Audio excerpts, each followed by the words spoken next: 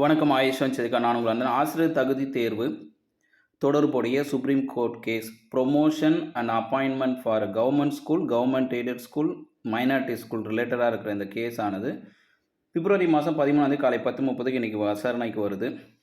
இது court number 14 case serial number 101 இருந்து அதோட கனெக்டட் கேசஸ் 101.1 இருந்து 101.25 வரையும் போயிருக்கு. ஒட்டுமொத்தமாக 25 கனெக்டட் கேஸு ஒரு மெயின் கேஸாக இருக்குது. இது நம்மளுடைய ஜஸ்டிஸ் தீபன்கர் தத்தா அண்டு மன்மோகன் முன்னிலையில் வந்திருக்கு. இது டாப் லிஸ்ட்டில் ஹியரிங் பண்ணியிருக்காங்க, எல்லாருக்கும் தெரிஞ்ச விஷயம். இது வந்து ஏற்கனவே நடந்த விசாரணையோட தொடர்ச்சி தான். ஃபைனல் ஹியரிங் சொல்லிட்டு ஒட்டுமொத்தமாக நமக்கு இதில் இன்றைக்கி உங்களுக்கு கிளியராக ஓரளவு புரிஞ்சிருக்கும். மெயின் கேஸ் 101 அப்படின்னு வச்சுக்கிட்டு மீதி கனெக்டட் கேஸ் 25 இருக்கும் பொழுது போன தடவை விசாரணையில் எல்லாருடைய குறைபாடுகள் அந்த கிரீவன்ஸை கேட்க முடியல. அதனால் இன்னும் எந்தெந்த பெட்டிஷன்ஸோட அந்த ப்ரேயர் அந்த குறைபாடுகள் எல்லாம் திரும்பவும் ஒரு தடவை என்ன பண்ணியிருக்காங்கன்னா விசாரணையில் வச்சுருக்காங்க.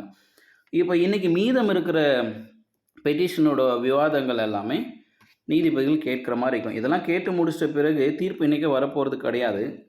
ஏன்னா இது ஒரு முன்னாடி 3 பிப்ரவரி மாதம் வெளிவந்த ஆர்டர் காப்பி பார்க்கும் பொழுது இந்த ஒரு விஷயத்தை கிளியராக கொடுத்துருக்காங்க.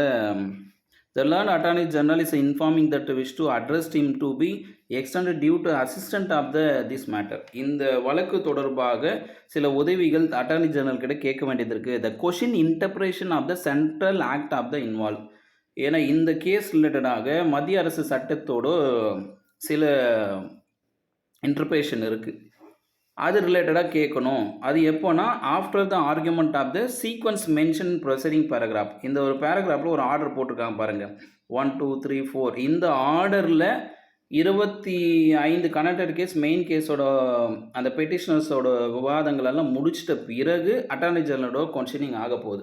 ஏன்னா அது ஏற்கனவே நம்ம படித்து காமிச்சிருக்கோம். இது சிறுபான்மையினர் பள்ளிகளில் நியமனம் பண்ணும்போது ப்ரொமோஷன் பண்ணும்போது டெட்டு கட்டாயமாக்கப்படும் பொழுது அது இந்திய அரசின் சட்டத்தின் அடிப்படையில் சிறுபான்மை உரிமைகள் பறிக்கப்படுமா அப்படின்ற ஒரு கேள்விக்கு பதிலெல்லாம் எடுக்கிறாங்க.